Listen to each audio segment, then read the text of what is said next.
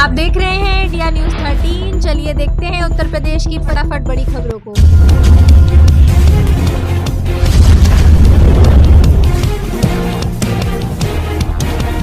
UP global investment summit 2026 युवाओं के लिए नौकरियों की बाढ़। लखनऊ में आज से शुरू हुए ग्लोबल इन्वेस्टमेंट समिट के पहले दिन उत्तर प्रदेश सरकार ने 5 लाख करोड़ रुपए के नए समझौतों पर हस्ताक्षर किए हैं। तो यह सिर्फ आंकड़े नहीं है, यह आपके घर के शिक्षित बेरोजगार युवाओं के लिए रोजगार का एक नया द्वार है। आईटी और मैन्युफैक्चरिंग सेक्टर में आने वाला यह निवेश अगले 2 सालों में यूपी के युवाओं को अपने ही राज्य में काम करने का मौका देगा। अब पलायन की मजबूरी खत्म होने वाली है। बिजली बिलों में बड़ी राहत, स्मार्ट मीटर का नया नियम। उत्तर प्रदेश पावर कॉर्पोरेशन ने आज से पूरे राज्य में एक नया टैरिफ प्लान लागू किया है। अब जिन घरों में स्मार्ट मीटर लगे हैं उन्हें रात 11 बजे से सुबह 5 बजे के बीच बिजली इस्तेमाल करने पर 20% की छूट मिलेगी।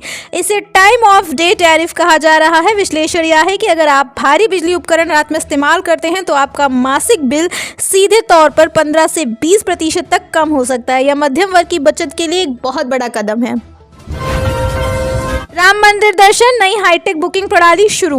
अयोध्या में उमड़ रही भारी भीड़ को देखते हुए आज से प्रशासन ने एक नया डिजिटल स्लॉट सिस्टम अनिवार्य कर दिया है। अब आपको अपनी यात्रा से पहले ऐप पर स्लॉट बुक करना होगा। इसका मतलब यह है कि अब आपको घंटों लंबी लाइनों में नहीं लगना पड़ेगा। प्रशासन का यह कदम बुजुर्गों और बच्चों के लिए बड़ी राहत लेकर आया है, ताकि आपकी आस्था और सुविधा के बीच संतुलन बना रहे।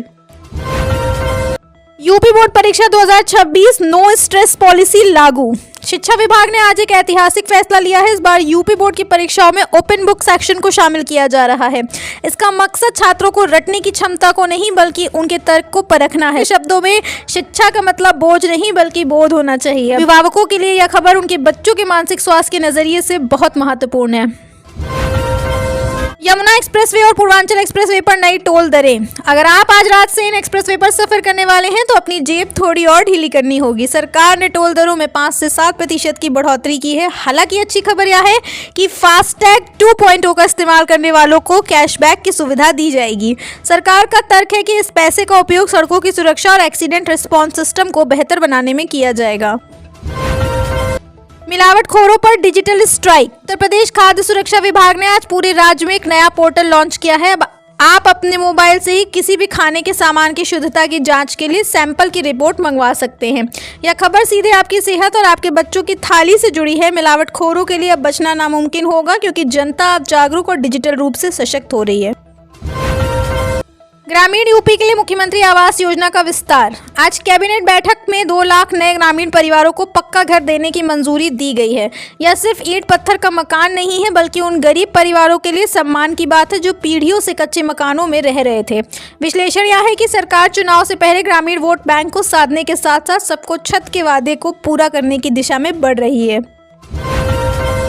यूपी पुलिस का सेफ सिटी अभियान, 50,000 नए कैमरे। महिलाओं की सुरक्षा को लेकर आज लखनऊ, कानपुर और नोएडा में सेफ सिटी प्रोजेक्ट का अगला चरण शुरू हुआ। 50,000 नए AI लेस कैमरे लगाए जा रहे हैं जो संदिग्ध गतिविधियों को पहचान कर तुरंत कंट्रोल रूम को अलर्ट भेजेंगे। यह तकनीक आपके शहर को सुरक्षित बनाने के लिए है, ताकि हमारी बहन बेटियां बिना किसी डर के घर से बाहर निकल सकें।